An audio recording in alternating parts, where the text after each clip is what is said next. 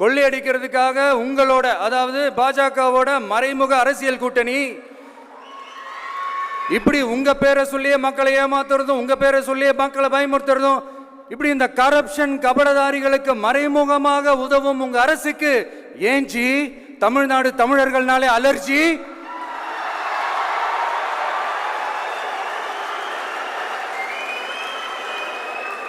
தமிழ்நாட்டிலிருந்து வர ஜிஎஸ்டியே கரெக்டா வாங்கிக்கிறீங்க, ஆனா தமிழ்நாட்டுக்கு பட்ஜெட்ல நிதி ஒதுக்க மாட்டேங்கிறீங்க.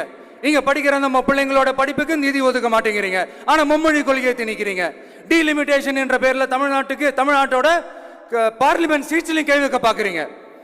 ஒரே நாடு ஒரே தேர்தல் நீங்க ஸ்டார்ட் பண்ணப்பவே புரிஞ்சிருச்சு பிரதமர் சார், உங்க பிளான் என்னன்னு, எங்கெல்லாம் எப்படியெல்லாம் எந்த திசைகள் எல்லாம் இந்த நாட்டை கொண்டு போலாம்னு. சார் உங்ககிட்ட நாங்க சொல்லிக்கிறதெல்லாம்